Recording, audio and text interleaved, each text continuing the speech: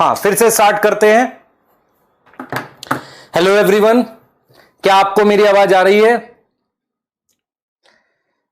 Hello everyone, क्या आपको मेरी आवाज आ रही है? अब साउंड आ रही है? एक बार चेक कर लीजिए। हाँ, सबको गुड इवनिंग। और हम स्टार्ट कर रहे हैं बेटा अर्जुना बैच में हमारी एक और क्लास, जिसमें हम लोग सेल चैप्टर के या किसी भी बायो के चैप्टर के लिए बेसिक्स पढ़ा रहे हैं। तो मेरा नाम तरुण कुमार है, मैं आपको बॉटनी के टॉपिक्स पढ़ा रहा हूं, पर मैं उससे पहले कुछ बेसिक्स पढ़ा रहा हूं। जो भी बच्चे आज हमारे साथ नए जुड़े हैं, आज वो एक नया टॉपिक के बारे में जानेंगे। लास्ट टॉपिक के कुछ बेसिक्स मैं दोबारा से लूंगा और फिर हम उसके बाद आगे बढ़ेंगे। तो आप अर्जुना बैच में हैं और मैं आपका गुरु द्रोण, है ना। कल आपको अगर सारा समझ में आया, आपको सारा क्लियर था, तो एक बार ओके लिख दो, थम्स अप बना दो और बता दो कि आपको सारा समझ में आया। छोटी छोटी चीजें थी जो आपने सवाल पूछे थे, मैं उनको भी क्लियर करूंगा। तो यदि आपको मेरी आवाज आ रही है, मैं दिख रहा हूं, तो एक बार ओके करो, और समझ में भी आया तो ओके करो। तो हम लोग अगला स्टार्ट कर रहे हैं, ठीक है? हाँ,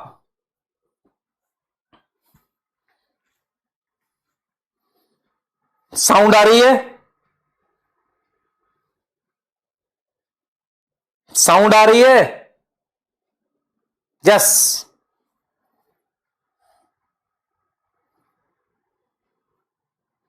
बहुत बढ़िया। अब हम स्टार्ट कर सकते हैं। आज बारिश की वजह से 15 मिनट लेट करना पड़ा, तो कुछ कनेक्शन एरर था हमारे पास, ठीक है? क्लियर है? हाँ, सही है। कल लास्ट क्लास में कुछ बच्चों की मैंने चैट देखी थी, वहां पर उन्होंने एक डाउट पूछा था कि सर अगर प्रोटीन खराब हो जाती है गर्म करने से, तो हम उसे खा क्यों रहे हैं? बेटा मेरी बात समझ ध्यान से, प्रोटीन काम नहीं करती, उसकी शेप खराब हो जाती है, तो हमें दूसरे की प्रोटीन चाहिए भी नहीं। मतलब क्या हुआ, जैसे मैं तेरे को एक एग्जांपल देता हूं। मान ले यहां पर लिखा हुआ है अर्जुना, तो ये एक प्रोटीन है मान लेते हैं, और ये सारे अल्फाबेट्स हैं, ठीक है? आपने इसको खा लिया, ठीक है? आपने इसको खा लिया, है ना, प्रोटीन को खा लिया। अब इसके अल्फाबेट्स यूज करने ना, अब इसकी शेप खराब हो जाए, हमें क्या फर्क पड़ता है? तो जो प्रोटीन आप खाते हो वो खराब हो जाए, खराब होने का मतलब उसकी शेप खराब हो जाए, हमें फर्क नहीं है, क्योंकि हमें तो उसके अमीनो एसिड्स चाहिए ना। तो इसीलिए जो प्रोटीन हम खाते हैं वो तो खराब हो ही जाती है, वो खराब हो जाती है, कोई दिक्कत नहीं है। लेकिन मुझे वो प्रोटीन नहीं चाहिए, मुझे अमीनो एसिड चाहिए, और उस अमीनो एसिड को मैं ब्लड में ले जाऊंगा, सेल में ले जाऊंगा और अपने मर्जी की प्रोटीन बनाऊंगा। तो इसका मतलब किसी और की प्रोटीन मेरे काम की नहीं है, मुझे तो उससे अमीनो एसिड चाहिए। क्लियर है कि नहीं, बताओ? हां, समझ आया मैंने क्या बोला? मैंने ये बोला कि यदि आप किसी दूसरे की प्रोटीन खाओगे, मान लो आपने दालें खाई, तो प्लांट की प्रोटीन खा ली, प्लांट में भी प्रोटीन होती है, तो प्लांट की प्रोटीन आपके काम की कैसी है? आपको उसके अल्फाबेट्स चाहिए, आपको प्रोटीन नहीं चाहिए। पर कभी भी क्या होता है, प्रोटीन कभी भी अमीनो एसिड्स बिना प्रोटीन के फॉर्म के नहीं मिलते। मतलब क्या हुआ, फ्री नहीं मिलते अमीनो एसिड, हमेशा प्रोटीन बनाते हैं। तो आप क्या करते हो, दूसरे की प्रोटीन खाते हो, भले ही वो खराब हो जाए, पर उसके अल्फाबेट्स अमीनो एसिड वैसे ही रहते हैं, वो डाइजेस्ट होते हैं, आप अमीनो एसिड यूज करते हो अपनी प्रोटीन बनाने के लिए। अब आपकी प्रोटीन कहां बनेगी? सेल के अंदर। कौन बताएगा कैसे बनेगी? वो बताएगा डीएनए, और वो डीएनए जो प्रोटीन बनवा रहा है वो आपकी प्रोटीन है, और जो आपने खाने में खाई है वो किसी और की प्रोटीन है। समझ आया? ठीक है। हाँ, कुछ बच्चे ये पूछ रहे थे सर डोपा क्या है? ये जो क्लास नोट्स होते हैं, ध्यान से सुनेंगे, आज भी बहुत सारे बच्चों ने क्लास ज्वाइन करी होगी, मैं थोड़ा सा इंट्रोडक्शन कर देता हूं। मैं 3 क्लासेस मैंने पढ़ाई है, अभी तक सिर्फ बेसिक पढ़ाए हैं, ठीक है? मैं आज भी कुछ बेसिक्स ही पढ़ाऊंगा। जब ये थोड़े ठीक हो जाएंगे तो फिर हम इसको आगे लेकर चलेंगे। आपने बिल्कुल घबराना नहीं है, जरूरत पड़ने पर एक्स्ट्रा लेक्चर भी पढ़ाऊंगा मैं आपको, ठीक है? दूसरी बात क्या हो रहा है, हमने आपको जो लास्ट जब भी क्लास पढ़ाता हूं मैं, तो डीपीपी अलग से होती है। डीपीपी क्या होती है, अभी मैंने स्टार्ट नहीं की जानबूझ के, क्योंकि थोड़ा बेसिक बना दे। तो डीपीपी अलग होगी, और उसके साथ साथ ध्यान से सुनेंगे, डीपीपी अलग होगी, उसके साथ साथ क्लास में डोपा चलेगा। डोपा क्या है? डेली ऑब्जेक्टिव प्रैक्टिस असाइनमेंट है, जो इस पीडीएफ के लास्ट में होता है। जब आपको ये पीडीएफ मिलती है आपको नोट्स की फॉर्म में, उसके लास्ट में 6 क्वेश्चन, 7 क्वेश्चन, 10 क्वेश्चन क्लास पे बेस्ड होते हैं, आप उन्हें तुरंत करके देखा करो। अगर तुरंत सारे क्वेश्चन बन रहे हैं तो आपको चीज समझ आ गई है। अगर कोई पॉइंट में डिफिकल्टी है तो उसको रिवाइज करना है। क्या मेरी बात समझ में आ रही है? दूसरी बात बेटा, आपको लेक्चर जो होता है एक बार देखना है, 2 बार देखना है, शुरुआत में चीजें समझने की कोशिश करनी है, आपको रटना नहीं है। बायो रटने का सब्जेक्ट नहीं होता है। मेरे को एक चीज समझो इस बात को, बायो साइंस है ना बेटा, साइंस रटने की नहीं होती। एक एक चीज को समझना है, अपने दिमाग में बैठाना है और उसको लिंक करना है।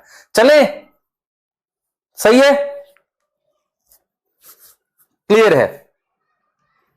हां,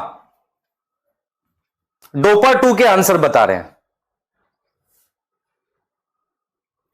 यस। और फिर लास्ट में जब आप 1 साल के बाद बोलोगे तो कहोगे सर डोपा से ही होगा। मतलब क्या है, क्योंकि डोपा डेली प्रैक्टिस कर रहे हैं ना, प्रैक्टिस से ही होगा आपका सिलेक्शन। क्लियर है? हां, जो बच्चे नए हैं या पुराने भी हैं उनको गाइड करना बहुत जरूरी है बैच में कि हम कैसे कराएंगे। अभी आपकी डीपीपी भी स्टार्ट हो जाएंगी। क्या मुझे बताओ, आप मुझे बताओ, जब कभी आप किसी डॉक्टर के पास जाते हो तो जाते ही आपको सारे इंजेक्शन लगा देता है? नहीं, वो धीरे धीरे आपको मतलब इंप्रूव कराता है ना। ऐसे ही हम क्या करेंगे, पहले डोपा करा रहे हैं, फिर डीपीपी डोपा दोनों आएगा, फिर आपके टेस्ट आने स्टार्ट हो जाएंगे वीकली, और फिर धीरे धीरे चीजें इंप्रूव होनी स्टार्ट हो जाएंगी। क्लियर है? यस सर, ठीक है। अब चलते हैं आगे। अब हम आगे चल रहे हैं, ठीक है? चलें, स्टार्ट करें, लेक्चर स्टार्ट करें। चलिए लेक्चर स्टार्ट करते हैं। मैं लास्ट डोपा के कुछ आंसर्स हैं आपको क्लियर कर देता हूं, जिसको भी डाउट था। हां, देखो भाई,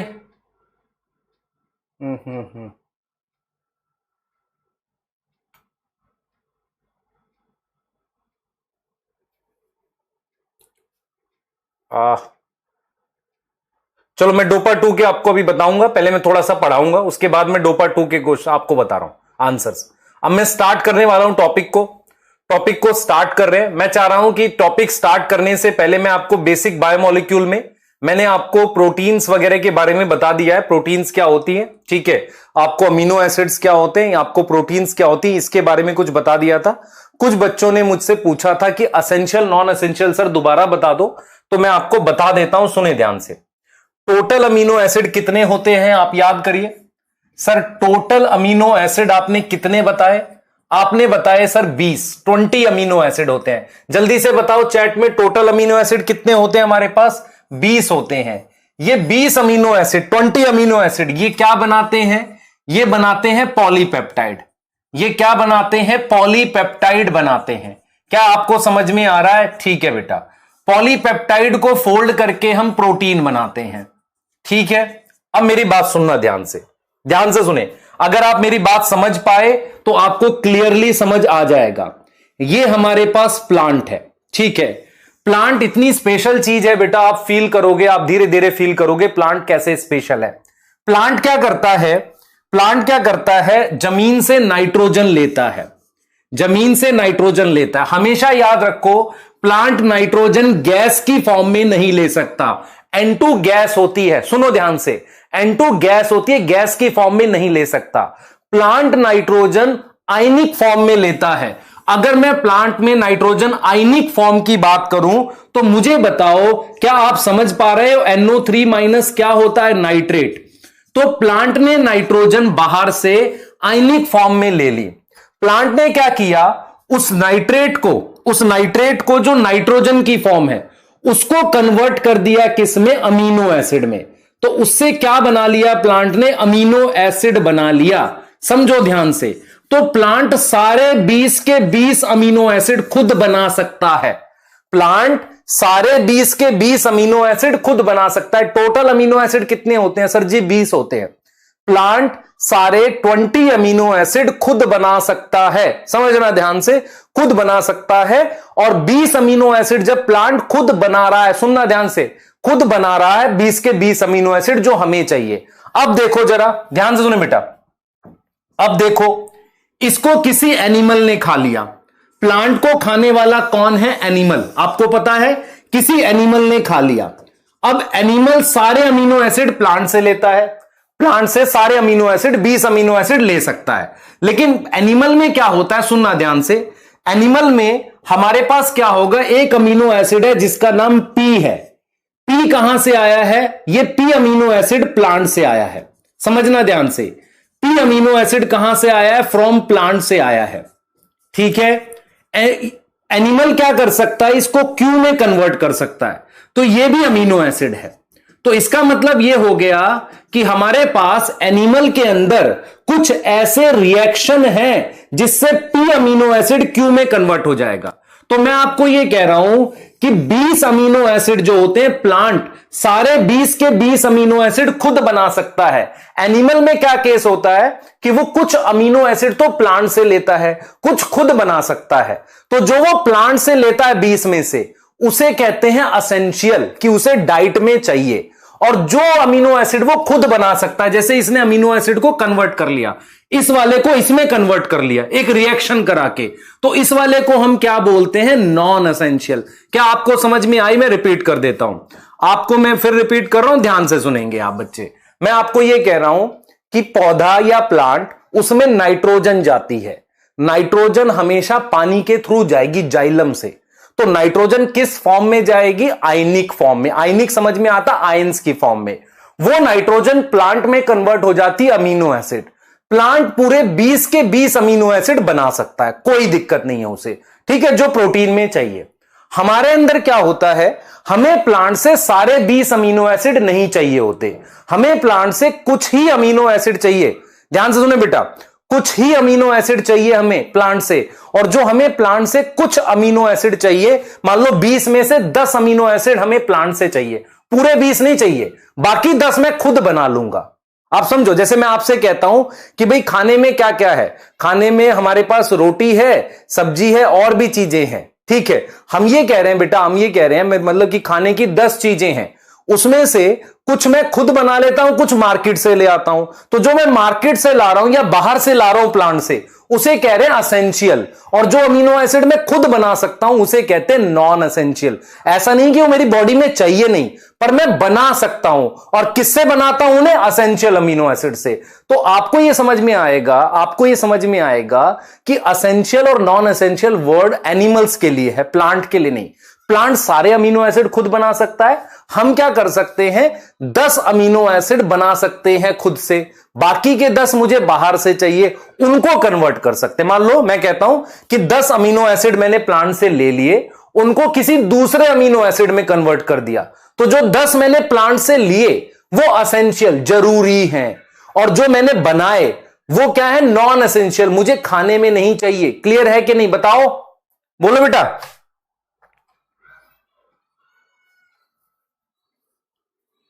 नहीं, हमारे और मेरी बात सुन, हमेशा याद रखना बेटा, हमारे मैं आपसे आज एक सवाल पूछता हूं, आप इसका आंसर सोच के बताना, सोच के बताना।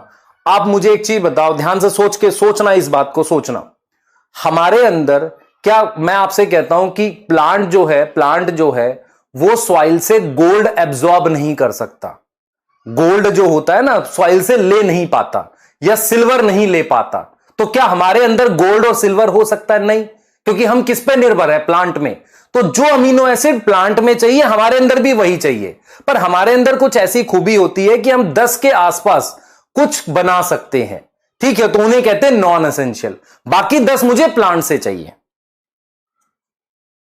समझ आया नहीं आया? जैसे मैं आज आपसे एक सवाल पूछूं, आपने एक च्यवनप्राश का ऐड देखा, सोना चांदी च्यवनप्राश, मान लो, तो क्या सोना चांदी हमारी बॉडी में चाहिए? जरूरत ही नहीं होती बेटा। तो च्यवनप्राश में क्या करोगे? कोई यूज नहीं है।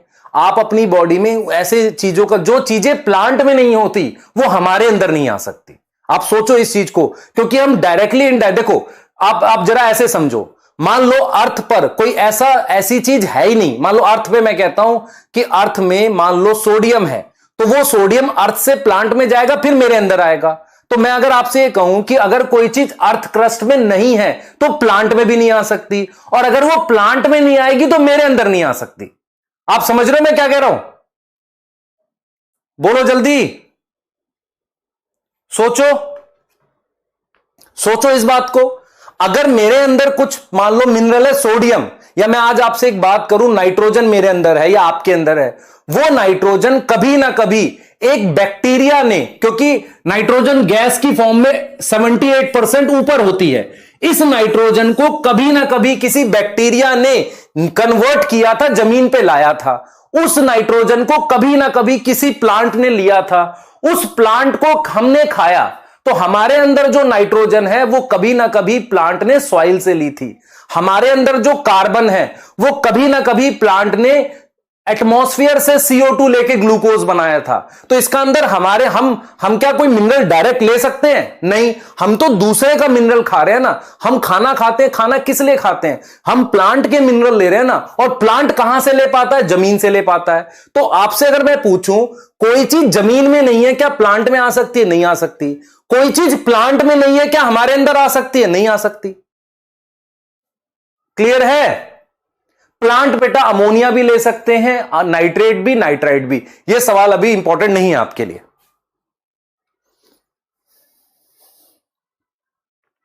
एक बच्चा पूछ रहा है, सर जो नया बच्चा पैदा हुआ है वो तो मदर से ले रहा है, पर मदर ने रोटी खाई थी ना, रोटी कहां से आई होगी? प्लांट सोर्स से ना। तो जो चीज प्लांट में नहीं है वो मेरे अंदर नहीं आ सकती। ऐसा जरूर कुछ हो सकता है कि जो प्लांट में हो सकता है मेरे अंदर ना हो। क्लियर है कि नहीं?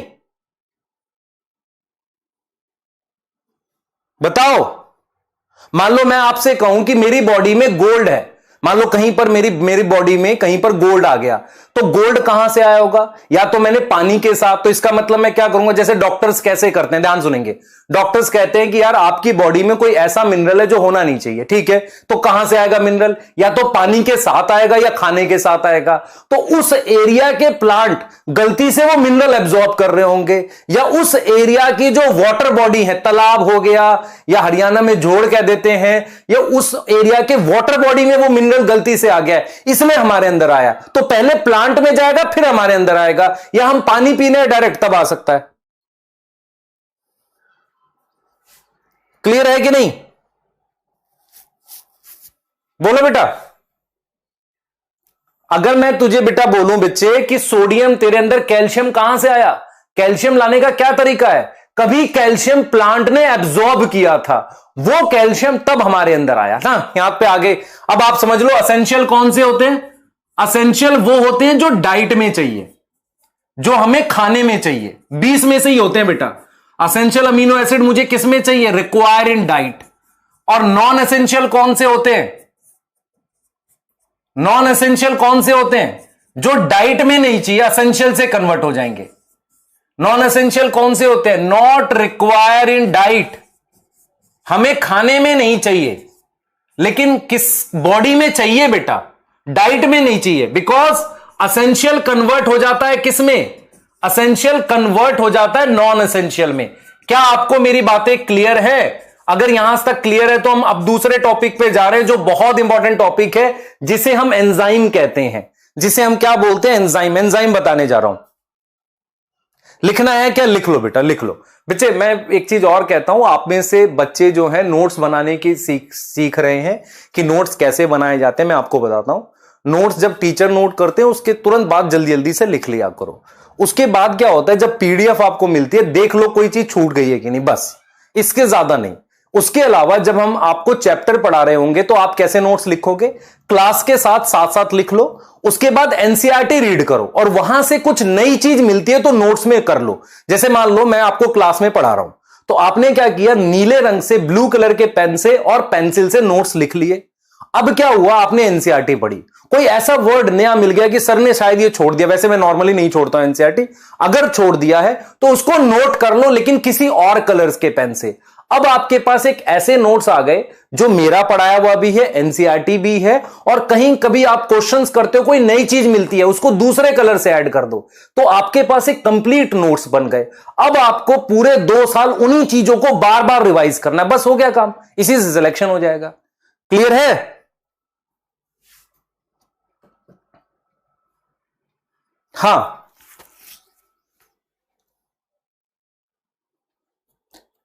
बेटा आप लिखने नहीं देते हो। बेटा लिखने का समय इतना ही होता है, आपको 1 मिनट के अंदर ही पूरी स्लाइड लिखनी होती है। आराम आराम से देख देख के लिखोगे तो आप नहीं कर पाओगे, आप समझो ध्यान से। लिखने का समय थोड़ा ही होता है, जल्दी जल्दी लिखो।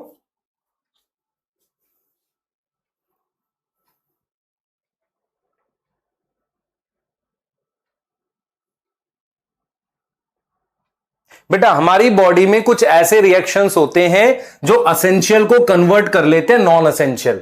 अगर असेंशियल मुझे डाइट में नहीं मिलेंगे तो नॉन असेंशियल भी बनाना मुश्किल हो जाएगा। तो मुझे ये डाइट में चाहिए, ये डाइट में नहीं चाहिए, ये असेंशियल से बन जाते हैं। पर क्या मुझे बॉडी में चाहिए? बॉडी में तो सारे चाहिए, असेंशियल वाले भी चाहिए, नॉन असेंशियल भी चाहिए।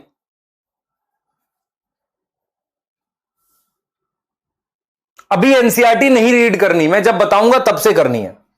बेटा आ जाओ, मैं आपको कुछ चीजें और पढ़ा रहा हूं, ध्यान से सुनेंगे। मैं आपको एक टॉपिक पढ़ा रहा हूं, ध्यान से सुने। पहले मैं आपको कुछ चीजें बता देता हूं। आपने एंजाइम वर्ड सुना है, नहीं सुना, मैं बता देता हूं। एंजाइम के बारे में थोड़ा सा बताना बहुत जरूरी है, ठीक है? कैसे जरूरी है आप समझ लो ध्यान से। एंजाइम कैसे स्पेशल है, ध्यान से सुनेंगे। मेरे पास एक रिएक्शन चल रहा है सेल के अंदर, एक रिएक्शन चल रहा है सेल के अंदर। एंजाइम के बारे में पढ़ा रहा हूं। अगर आप ध्यान से बिना चैट करे पढ़ेंगे तो आपको सारा समझ में आएगा, ठीक है? क्लियर है? ठीक है। अगर आप ध्यान से सुनेंगे सारा समझ में आएगा। चैट रोक दो, जो मेरे द्वारा पढ़ाए जा रहे हैं बच्चे वो चैट नहीं करेंगे। अब ध्यान से सुने बेटा। असल में क्या, लाइट की कुछ प्रॉब्लम हो गई थी, इस वजह से 6:30 स्टार्ट हुआ। तो अभी एसी वगैरह का बंदोबस्त नहीं है, तो हम एकदम गर्मी में मस्त पढ़ा रहे हैं। आपको टेंशन मत लो, बस आपको क्लास करनी है। तो जितना फोकस आप करोगे उतना फोकस मैं करूंगा। एंजाइम के बारे में पढ़ाना बहुत जरूरी है। आपने बचपन से एक शब्द सुना हुआ एंजाइम। जब भी मैं आपको कोई चीज पढ़ाता हूं, जैसे मैंने कहा भाई ये मार्कर है, ठीक है, ये मार्कर है। तो ये जो मार्कर है ना, अगर आपसे पूछे व्हाट इज मार्कर, तो आप इसकी दो तरीके से परिभाषा बोलते हो। पहला, मार्कर किस चीज का बना हुआ है।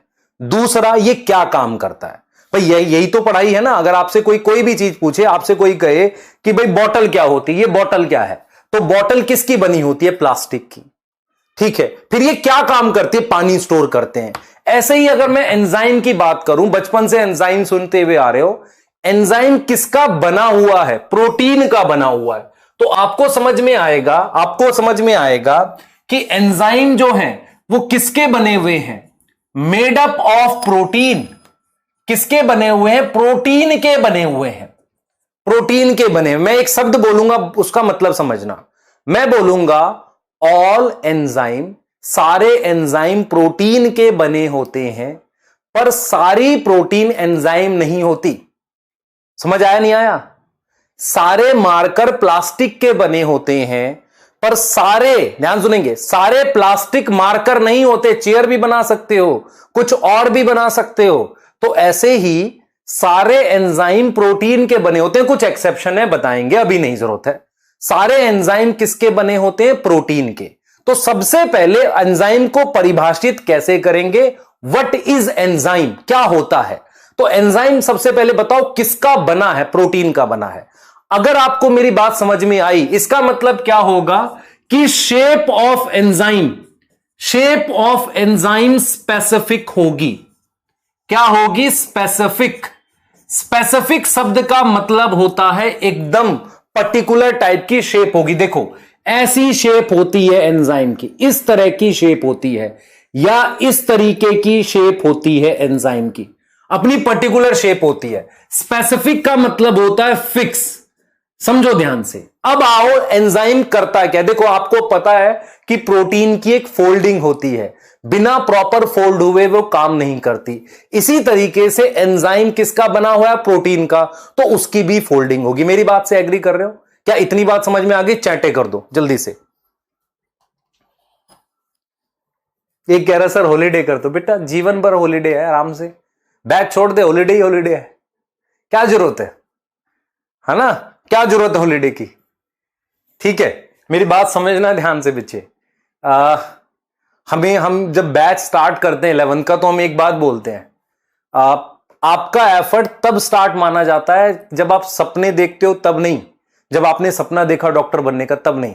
जब आपने उसके लिए काम करना शुरू किया। तो ड्रीम करना आसान है, उस ड्रीम के लिए काम करना मुश्किल है। तो काम शुरू करो, है ना?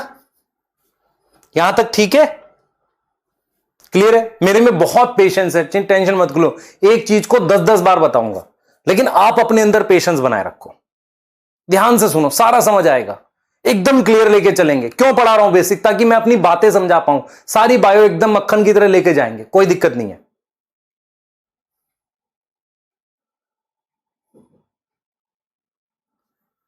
बेटा तुम्हारे चीक्स के अंदर कौन से टाइप के टिश्यू होते हैं? तो जूलॉजी का क्वेश्चन है, वहां से करो सॉल्व, है ना? हाँ ठीक है, लेकिन एपिथेलियल टिश्यू होते हैं। कोई भी चीज में एपिथेलियल टिश्यू होने ही है। जैसे मार्कर है, इसके बाहर एपिथेलियल होगा, है ना? वहां पे करो आप। ठीक है, आ जाओ।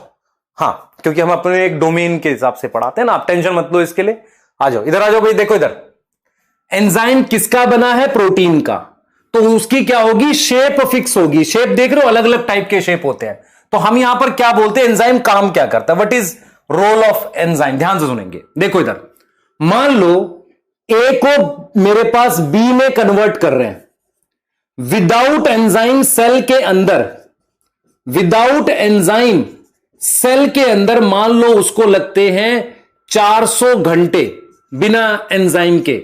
लेकिन ए बी में कन्वर्ट हो जाता है विद एंजाइम सेल के अंदर अगर होता है तो, और उसको लगते हैं मान लो 5 सेकंड। क्या मतलब हुआ? अगर आप ध्यान से समझो, ए रिएक्टेंट है। ए क्या है? रिएक्टेंट। रिएक्टेंट के लिए वर्ड यूज करते हैं सबस्ट्रेट। क्या वर्ड यूज करते हैं? सबस्ट्रेट। समझ लो ध्यान से, सबस्ट्रेट। बी क्या है? प्रोडक्ट है।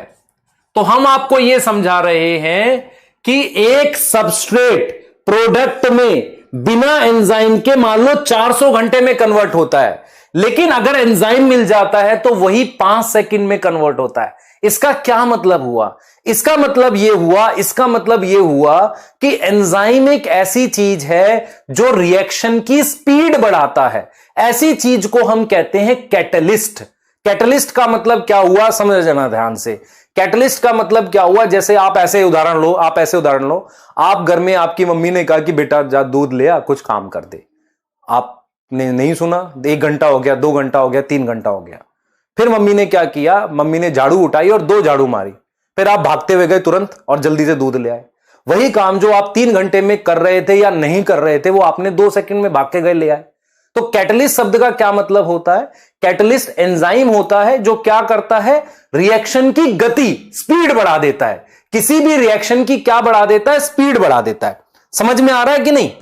समझ में आ रहा है? स्पीड बढ़ा देता है। लेकिन क्या वो उस रिएक्शन में यूज होता है? नहीं। सही है? क्या वो उस रिएक्शन में यूज होता है? नहीं, वो रिएक्शन में यूज नहीं होता। क्लियर है? सेम झाड़ू मम्मी अगले दिन भी यूज कर सकती है आप पे। तो इसका मतलब वो एंजाइम रिएक्शन में कभी भी यूज नहीं होगा। वो रिएक्शन की सिर्फ क्या बढ़ाएगा? स्पीड बढ़ाएगा। क्लियर है कि नहीं? बताओ, बोलो बेटा, बोलो। तो यही चीज है, एंजाइम हमारी बॉडी में क्यों बनाए गए थे? हम देखो, हमेशा याद रखो, एंजाइम हमेशा लिविंग सेल में होते हैं, और लिविंग के अंदर एंजाइम क्या करते हैं बेटा? रिएक्शन की स्पीड बढ़ाते हैं। क्या करते हैं? रिएक्शन की स्पीड बढ़ाते हैं। तो मैं यहां पर लिखूंगा एंजाइम्स हैव फिक्स शेप। सही है, पहली चीज। दूसरा, enzymes increase speed of reaction. क्या बढ़ा सकता है? स्पीड बढ़ा सकता है। तो आपको यह समझ में आएगा कि आपकी सेल के अंदर कुछ स्पेशल प्रोटीन मिलती है जिन्हें एंजाइम कहते हैं। Speed of reaction. So enzymes are catalyst. क्या है? कैटलिस्ट है। रिएक्शन में यूज नहीं होते। रिएक्शन में क्या नहीं होते? यूज नहीं होते। क्लियर है कि नहीं? बताओ, यहां तक कोई डाउट है? नहीं सर, सही है। हाँ, कैटलिस्ट नेगेटिव भी हो सकता है, पॉजिटिव भी हो सकता है, पर अभी हम पॉजिटिव बात कर रहे हैं। पॉजिटिव होने का मतलब क्या हो गया? पॉजिटिव कैटलिस्ट क्या होता है? जैसे पॉजिटिव कैटलिस्ट है, आपकी मदर झाड़ू मारा, गए सब ले आए सामान। नेगेटिव कैटलिस्ट है, आपका भाई कह रहा है कि यार रुक जाना, ब्रेड पकोड़े खा के चलेंगे, उसने आपकी स्पीड और कम कर दी। तो नॉर्मली हम लोग क्या करते हैं? पॉजिटिव कैटलिस्ट पढ़ाते हैं, एंजाइम स्पीड बढ़ाता है। और आपके कहां होता है? सेल्स के अंदर। तो सेल के अंदर एक खास तरह की प्रोटीन बनती है जो हमारे पास क्या है? एंजाइम की तरीके से काम करती है। क्या आपको यह समझ में आ रहा है? एक बच्चा कह रहा है कि सर प्लीज सर रिपीट, मैं रिपीट कर देता हूं, ध्यान से सुनेंगे। कल मैंने जब आपको पढ़ाया था, अगर आप आज पहली क्लास अटेंड नहीं कर रहे हैं तो बहुत ध्यान से सुने। कल मैंने आपको यह पढ़ाया था कि अमीनो एसिड की चेन को हम पॉलीपेप्टाइड कहते हैं। वो चेन एक स्पेशल शेप में फोल्ड होकर क्या बना देती है? प्रोटीन बना देती है। हर एक प्रोटीन की अपनी एक शेप होती है, अपनी एक क्या होती है? पर्टिकुलर शेप होती है। यह समझ में आ रहा है? हमने एक ऐसी प्रोटीन का नाम बताया जिन्हें हम एंजाइम्स कहते हैं, जिन्हें हम क्या बोलते हैं? एंजाइम्स कहते हैं। एंजाइम्स होते कहां पर है? सेल के अंदर बनते हैं। कैसे काम करते हैं? स्पीड बढ़ा देते हैं। क्लियर है? रिएक्शन की क्या कर देते हैं? स्पीड बढ़ा देते हैं। और रिएक्शन में यूज नहीं होते। यूज होने का क्या मतलब है? वो किसी से रिएक्ट नहीं करते, सिर्फ क्या बढ़ाते हैं? स्पीड बढ़ाते हैं। क्लियर है? हां बेटा, कैटलिस्ट एक वर्ड होता है। कैटलिस्ट का मतलब होता है किसी चीज को तेज कर देना, किसी चीज को क्या कर देना? फास्ट कर देना, है ना? उसे कैटलिस्ट कहते हैं। ठीक है, आओ आओ एक बार थोड़ा सा आगे चलते हैं, जरा थोड़ी सी और बात समझते हैं। मैं आपसे ये कह रहा हूं, देखो मान लो, समझना, मान लो ये आपकी बॉडी का सेल है। हां सर, ये सेल जैसा लग रहा है। इस सेल में इस जगह को साइटोप्लाज्म कह रहे हैं। बेटा आपने लिखा क्या? नहीं लिखा तो एक बार लिख लो फटाफट से, पर एक बार ये वाली स्लाइड समझ लो, फिर लिखने का समय देता हूं। देखो हमारे पास क्या है? ये एक एंजाइम है, ये एक एंजाइम है, इस तरीके से एंजाइम है। This is enzyme. ठीक है सर, दिख रहा है मुझे? एंजाइम दिख रहा है? हां सर, बढ़िया एंजाइम दिख रहा है। ये एंजाइम है। अब क्या होता है? ये एंजाइम है, ठीक है, क्लियर है? अब देखो जरा, ये देखो, एक एंजाइम ये है, दिस इज एंजाइम, ठीक है, क्लियर है? एक एंजाइम ये है, ध्यान देना बेटा, एक एंजाइम ये है,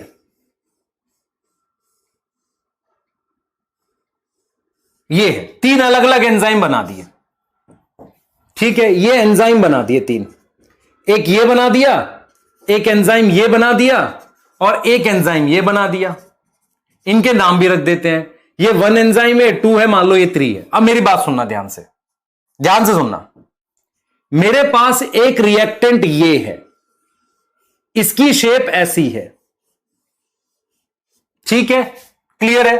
अब देखो, एक रिएक्टेंट की शेप ये है, ऐसी, ठीक है, क्लियर है? ऐसी, इस तरह की शेप है।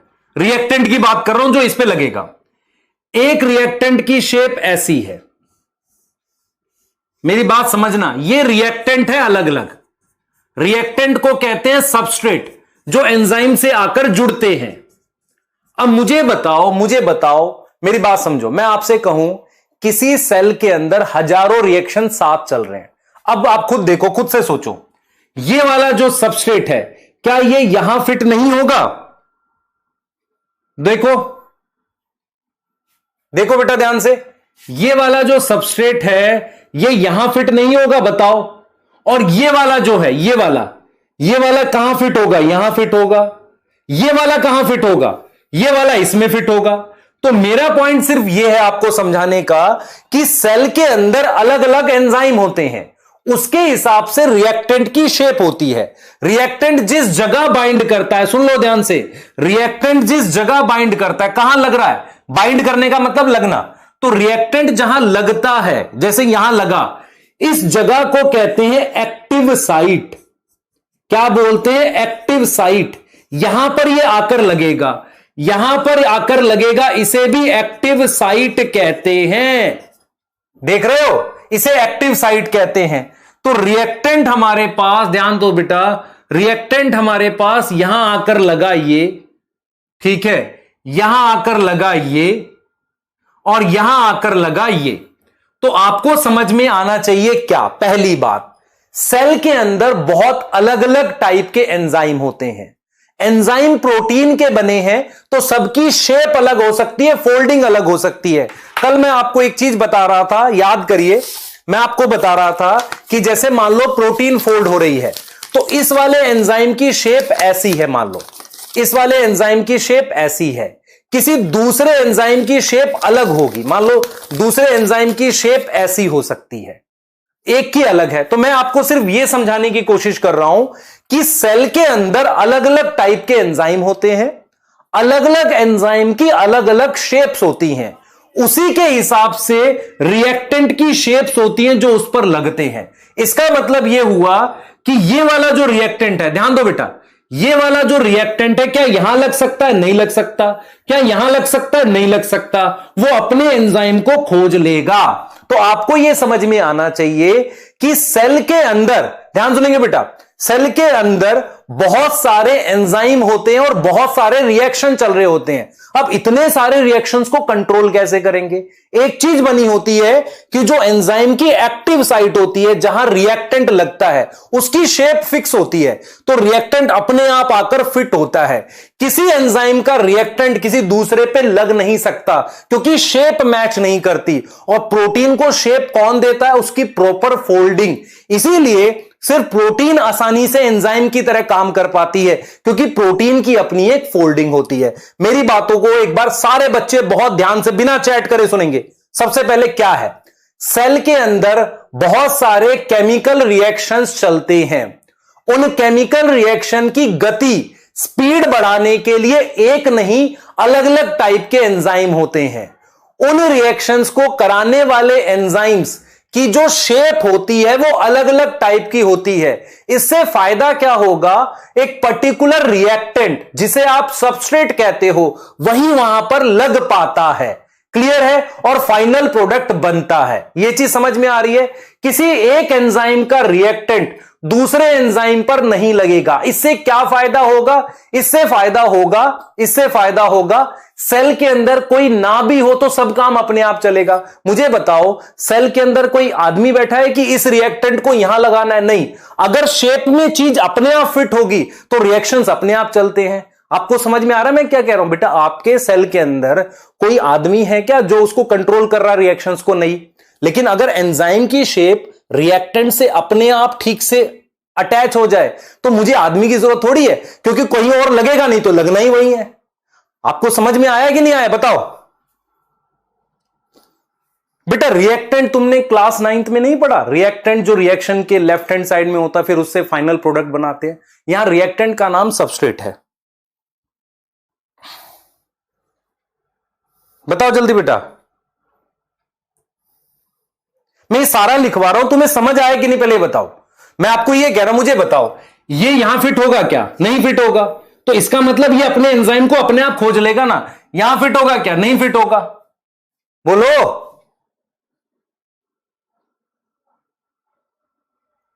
समझ आ रहा है बेटा? चीजें अपने आप चलती है। आपको यकीन नहीं होगा, लाखों रिएक्शन चल रहे हैं, हजारों रिएक्शन चल रहे हैं सेल के अंदर और कोई गड़बड़ नहीं होती। क्यों? क्योंकि एंजाइम एक स्पेशल चीज है। वो सिर्फ अपने रिएक्टेंट से, रिएक्टेंट क्या, कोई ऐसा कोई केमिकल हो सकता है, कोई भी चीज। जैसे मान लो मैं लिख सकता हूं ग्लूकोज, तो ग्लूकोज को कन्वर्ट करना है पाइरुवेट में, उसके बीच में 10 एंजाइम होते हैं। एक सिंगल एंजाइम की बात करते हैं। मान लो एक एंजाइम है हेक्सोकाइनेज, तो उस पर वही चीज अटैच होगी जैसे ग्लूकोज अटैच होगा, तो कोई और चीज अटैच नहीं होगी।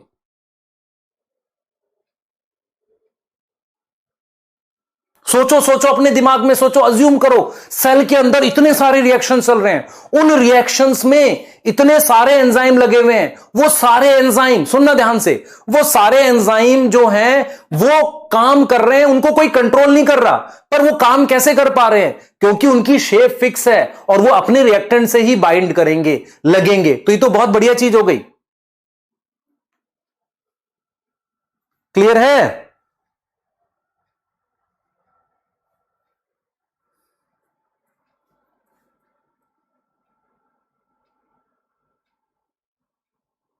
ठीक है।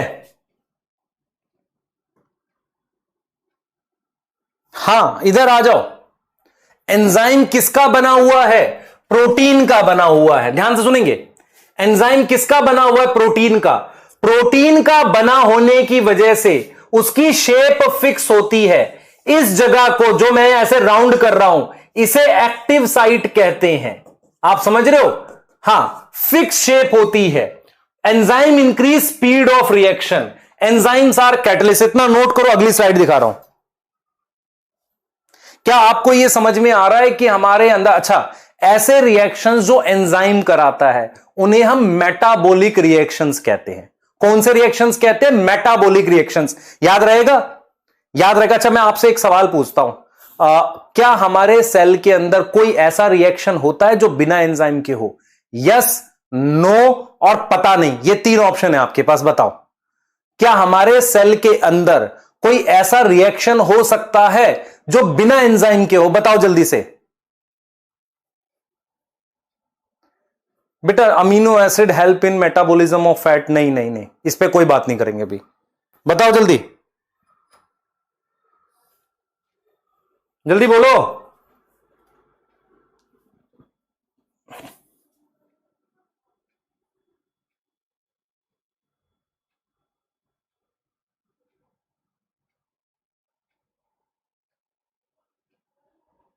जल्दी बोलो भाई। यस, नो, हो सकता है कोई एक रिएक्शन हो जाए, एक हो जाए, 2 हो जाए, कोई ऐसा रिएक्शन हो जो बिना एंजाइम के हो। मैं आपको एक उदाहरण देता हूं। मान लो आप किसी घूमने की जगह पे गए हो और वहां पर 2 किलोमीटर पैदल चलना है, ठीक है, सब लोग चल रहे हैं। आप में से कोई एक 20 लोगों का ग्रुप जा रहा है, उनमें से एक आदमी है जो बहुत स्लो है, बहुत स्लो है, बाकी सब तेज चलने वाले हैं। मुझे बताओ कि क्या वो पूरा ग्रुप टाइम से अपनी जगह पहुंच पाएगा? मान लो 2 किलोमीटर का एरिया तय करना है एक ग्रुप को, 20 लोग गए हैं घूमने, उसमें से एक आदमी बहुत स्लो है, बाकी के सारे तेज हैं, पर सबको साथ भी रहना है, ठीक है, तो क्या वो सारे टाइम पे पहुंच पाएंगे? नहीं पहुंच पाएंगे, क्योंकि वो एक स्लो है ना, सब उस पर निर्भर हो जाएंगे, भाई इसको भी तो लेके चलना है और ये तेज चल नहीं सकता। ऐसे ही हमारी बॉडी में होने वाले रिएक्शंस आपस में जुड़े हुए होते हैं। सुनना ध्यान से, आपस में जुड़े होते हैं।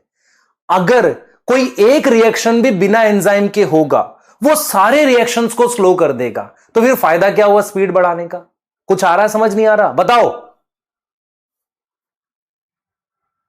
समझ आया नहीं आया? मजा आया नहीं आया सोच के इस बात पे?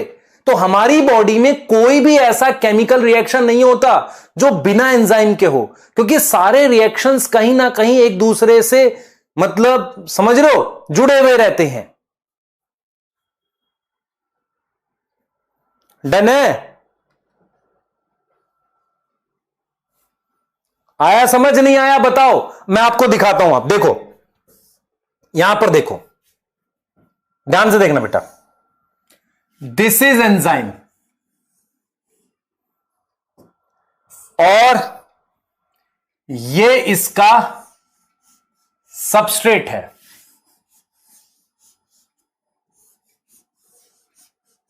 ठीक है, ठीक है। अब देखो जरा, इसको इस पर लगा दिया ऐसे, तो इसे हमने क्या नाम दे दिया? इसे दे दिया नाम सबस्ट्रेट का। अच्छा, अब कैसे होता है रिएक्शन समझना, ध्यान से देखना बेटा, रिएक्शंस कैसे होते हैं समझना। ये देखो, मैंने एंजाइम यहां रख दिया, ये हमारे पास सबस्ट्रेट है, दिस इज सबस्ट्रेट, समझो। देखो, ये हमारे पास सबस्ट्रेट है, समझना बहुत ध्यान से।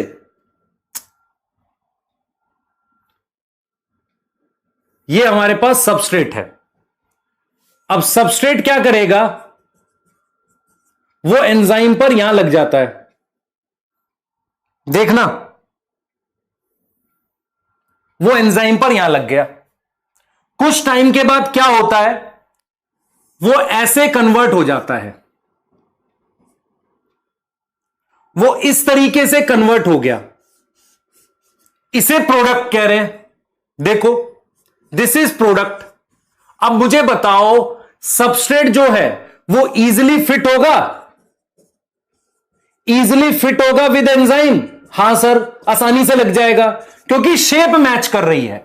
ये प्रोडक्ट है, नॉट फिट इनटू एंजाइम, तो ये आसान, ये छोड़ के चला जाएगा कि नहीं? मैं आपसे ये कह रहा हूं कि भाई हमें रिएक्शन कराना है, हमें एक सबस्ट्रेट को प्रोडक्ट में कन्वर्ट करना है, मुझे पाइरुवेट से लैक्टिक एसिड बनाना है। ध्यान से सुनना, पाइरुवेट से लैक्टिक एसिड बनाना है। ये पाइरुवेट एक सबस्ट्रेट है, लैक्टिक एसिड प्रोडक्ट है, तो एंजाइम पर सबस्ट्रेट आसानी से जुड़ता है क्योंकि उसकी शेप मैच करती है। प्रोडक्ट की शेप बदल जाती है इसलिए छोड़ के हट जाता है। यह आया समझ नहीं आया बताओ जल्दी। क्लियर है? क्लियर? समझो ध्यान से। अगर आपसे कोई पूछे सबस्ट्रेट क्यों जुड़ेगा, फिट हो रहा है, प्रोडक्ट क्यों हटेगा, क्योंकि फिट नहीं हो रहा है। यहां तक समझ में आ गया? अब इस रिएक्शन को जो एंजाइम से होगा उसे मेटाबॉलिक रिएक्शन कहते हैं। उसे हम क्या बोलते हैं? मेटाबॉलिक रिएक्शन कहते हैं। तो मेटाबॉलिक रिएक्शन क्या होता है? Catalyse bye enzyme. Catalysed by enzyme, enzyme के द्वारा होने वाले रिएक्शन को, वो रिएक्शन जो एंजाइम कराता है, उन रिएक्शन को हम क्या बोलते हैं? मेटाबॉलिक रिएक्शन बोलते हैं। कोई डाउट है बता दो, बोलो जल्दी से बेटा। आया? हां, फिर एंजाइम खाली हो जाता है, दोबारा यूज होता है ना? एक साइकिल बना देते हैं इसकी। अब क्या होगा? अब क्या होगा? ये इसको छोड़ के हट जाएगा। देखो, ये इसको छोड़ के हट जाएगा। कौन हट जाएगा? प्रोडक्ट हट जाएगा। ये प्रोडक्ट यहां था, ये देखो, ये प्रोडक्ट यहां था, ये छोड़ के हट जाएगा। एंजाइम फिर खाली हो गया, एंजाइम फिर खाली, अगेन यूज हो जाएगा ऐसे। तो ये चीज चलती रहेगी। सही है? इस सबस्ट्रेट से ये प्रोडक्ट बनता रहेगा। ये रहा प्रोडक्ट। इतनी बात समझ में आ गई। और इस रिएक्शन को हम कौन सा रिएक्शन बोलते हैं? मेटाबॉलिक रिएक्शन बोलते हैं। क्या आपको समझ में आया? आ गया भैया? अच्छा, शेप चेंज क्यों हुई? शेप चेंज हुई प्रोडक्ट बनने से। मेरी बात सुने ध्यान से। क्या आपने फिजिकल और केमिकल बदलाव पढ़े थे कक्षा 10वीं में? सर पढ़े थे। फिजिकल चेंज क्या होता है? आइस का क्या बनना? पानी बनना। ठीक है। केमिकल चेंज क्या होता है? सल्फ्यूरिक एसिड NaCl को रिएक्ट करा दो सल्फ्यूरिक एसिड से, या कि आप कह रहे हो NaOH को सल्फ्यूरिक एसिड से रिएक्ट करा दो, NaCl बन जाएगा। कुछ ऐसा पढ़ते थे। That is chemical change. तो यहां पर क्या हो रहा है? यहां पर केमिकल और फिजिकल चेंज दोनों हो रहा है। फिजिकल चेंज होने से उसकी शेप बदल रही है, इसलिए उसको छोड़ के हटना पड़ रहा है, और केमिकल चेंज भी हो रहा है। तो जब आप फ्यूचर में बायोमोलिक्यूल पढ़ोगे तो आपको बताया जाएगा एंजाइम केमिकल बदलाव और फिजिकल बदलाव दोनों कर रहे हैं। जैसे ये मार्कर प्लास्टिक का है तो इसकी शेप तो बदल ही रही है, प्लास्टिक की जगह ये आयरन का हो गया। तो एंजाइम रिएक्शन जब कराता है, केमिकल और फिजिकल चेंज दोनों कराता है। अगर फिजिकल चेंज नहीं कराएगा, मुझे बताओ, फिजिकल चेंज नहीं कराएगा तो वो कैसे हटेगा? हटेगा ही नहीं। तो फिजिकल चेंज भी होता है।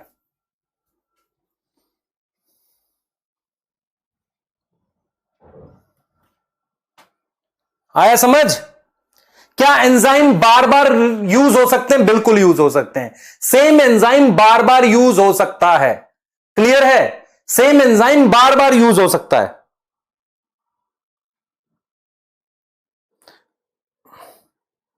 आ रहा हूं भाई, सारा आ रहा हूं, टेंशन मत लो, सब बताऊंगा, सब बता रहा हूं, सब बता रहा हूं। एक बार देखो, ध्यान से देखो।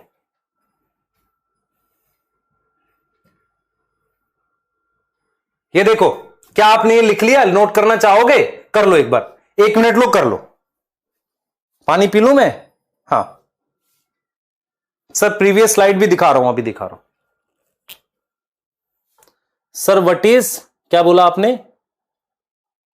एंजाइम, बेटा नेगेटिव। अच्छा, एंजाइम का कोई लाइफ भी होता है? हाँ होता है। मान लो एंजाइम 15 दिन के लिए, 5 दिन के लिए, 20 घंटों के लिए बना है, तो उसमें वो प्रोडक्ट बनाएगा, उसके बाद वो खुद खराब हो जाता है। हर एंजाइम का अपना एक लाइफ होता है ना? उसके बाद वो खराब हो जाता है। उसमें वो जितने प्रोडक्ट बना दे। तो मुझे एंजाइम बार बार बनाना पड़ता है। अब एंजाइम बनेगा कहां? एंजाइम किसका बना हुआ है? सर एंजाइम अभी बताया आपने, प्रोटीन का बना है। प्रोटीन कौन बनवाएगा? डीएनए। तो आपके डीएनए में सारे एंजाइम बनवाने की इंफॉर्मेशन भी है। डीएनए बहुत खतरनाक चीज है भाई। हां बता रहा हूं, बहुत हार्ड। डीएनए बहुत खतरनाक चीज है। डीएनए में सारे एंजाइम बनाने की इंफॉर्मेशन है।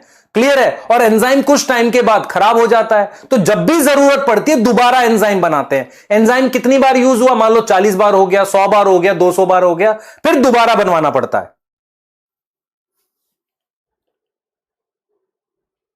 बेटा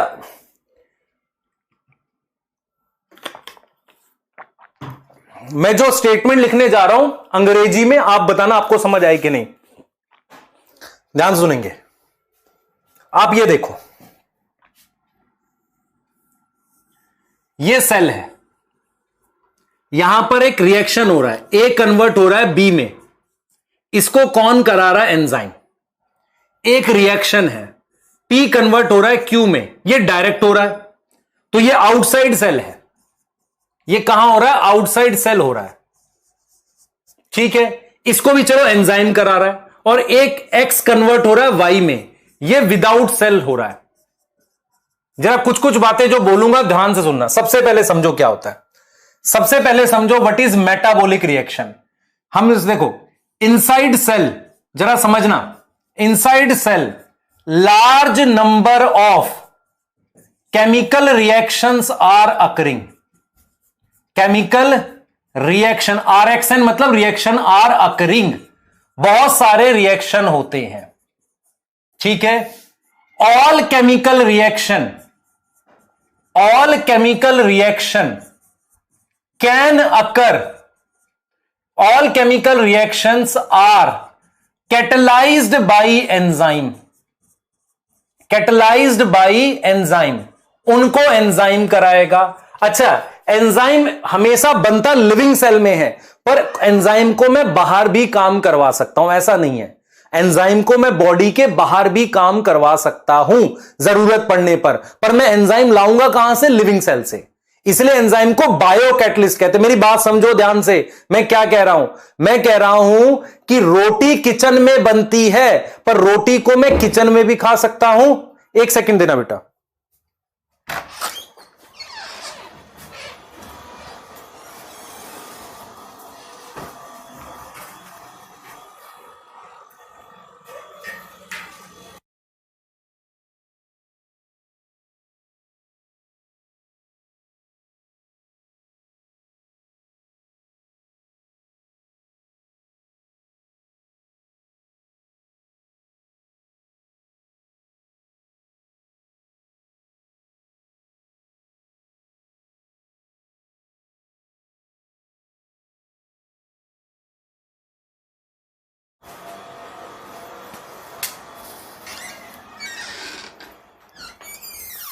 सॉरी बेटा, 1 मिनट के लिए मुझे जाना पड़ा था। सॉरी, मेरी बात सुनो, मैं क्या बोल रहा था। सॉरी। हाँ, सुनो ध्यान से, मैं क्या कह रहा हूं। मैं ये कह रहा हूं रोटी किचन में बनती है, उसको किचन में भी खा सकते हैं, बाहर भी खा सकते हैं। एंजाइम कहां बनते हैं? सेल के अंदर। सेल के अंदर भी काम कर सकते हैं, बाहर भी कर सकते हैं।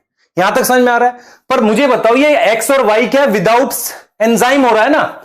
विदाउट एंजाइम तो क्या सारे केमिकल रिएक्शन एंजाइम से होते हैं? नहीं, जो सेल के बाहर होंगे विदाउट एंजाइम हो सकते हैं।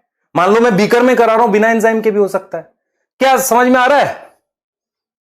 नहीं, कपड़े उठाने नहीं गया था बेटा। एक बच्चा लिख रहा है सर कपड़े उठाने गए थे बारिश के। नहीं बेटा, हाँ वो नहीं करने गया था। असल में थोड़ी सी हवा तेज है तो कुछ पौधे रखे होते हैं ना, वो गिर ना जाए, ठीक है। हाँ, अब सुनो, ध्यान से सुनो। इनसाइड सेल बहुत सारे केमिकल रिएक्शन होते हैं, कोई डाउट है इस बात में? नहीं। सारे केमिकल रिएक्शन कौन कराता है? एंजाइम कराता है। एंजाइम इज, ध्यान सुनेंगे, एंजाइम, ध्यान सुने, ऑल केमिकल रिएक्शन, वो सारे chemical reaction catalysed by enzyme. जो केमिकल रिएक्शन एंजाइम कराता है उसे मेटाबॉलिक रिएक्शंस कहते हैं। क्या बोलते हैं उन्हें? Metabolic reaction. क्लियर हो गई बात? अगला पॉइंट सुने ध्यान से, अगला पॉइंट सुने। ऑल एंजाइम वाले रिएक्शन को हम क्या बोलते हैं? मेटाबॉलिक रिएक्शन बोलते हैं। अगली पॉइंट, सबस्ट्रेट, जिसको आप क्या बोलते हो? रिएक्टेंट, वो आसानी से, easily fit into enzyme, enzyme में आसानी से फिट हो जाता है। And product not fit into enzyme, इसीलिए वो क्या होता है? वो लीव करता है एंजाइम को, लीव एंजाइम। यहां पर बोर्ड पे लिखी हुई कौन सी बात आपको समझ नहीं आई?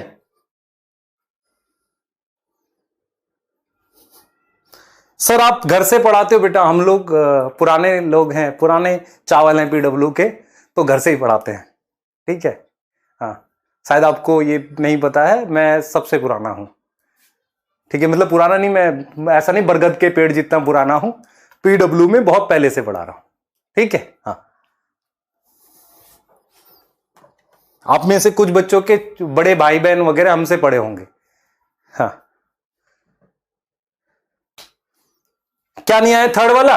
बेटा मेरी बात सुनो, मेटाबॉलिक रिएक्शन क्या है? वो सारे केमिकल रिएक्शन जो एंजाइम कराते, मुझे बताओ क्या ये वाले विदाउट एंजाइम हो रहा है, इसको मेटाबॉलिक रिएक्शन कहेंगे? नहीं, ये मेटाबॉलिक रिएक्शन नहीं है, नॉट मेटाबॉलिक।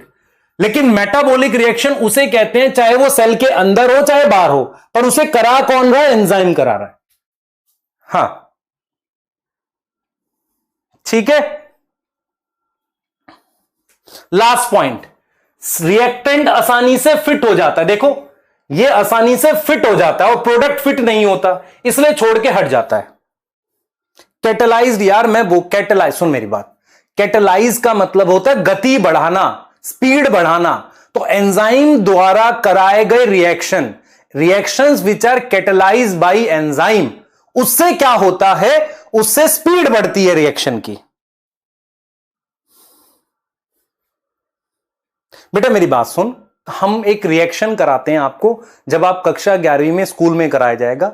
आपके माउथ में कौन सा एंजाइम होता है? सलाइवरी ग्लैंड में सलाइवरी अमाइलेज। सलाइवरी अमाइलेज को निकाल कर, मतलब हम स्पिट करके, जिसे कहते हैं थूक कर, हम इकट्ठा कर सकते हैं टेस्ट ट्यूब में। उसमें अगर हम स्टार्च डालेंगे तो स्टार्च डाइजेस्ट हो जाएगा, पर टेस्ट ट्यूब में मुझे 37 डिग्री तापमान, 37 डिग्री टेम्परेचर मेंटेन रख के कराना पड़ेगा। तो क्या एंजाइम ने सेल के बाहर टेस्ट ट्यूब में काम किया? तो enzyme can act outside cell, बाहर काम कर सकता है, इनसाइड सेल काम कर सकता है, पर वो सारे रिएक्शन चाहे इनसाइड हो चाहे आउटसाइड हो, अगर एंजाइम करा रहा है तो उसे मेटाबॉलिक रिएक्शन कहते हैं। और वो रिएक्शन जो बिना एंजाइम के होते हैं उन्हें मेटाबॉलिक नहीं कहते हैं। क्या हमारी बॉडी में कोई ऐसा रिएक्शन होता है जो मेटाबॉलिक ना हो? नहीं, ऐसा नहीं होता। ठीक है, फोर्थ भी बता दिया बेटा आपको।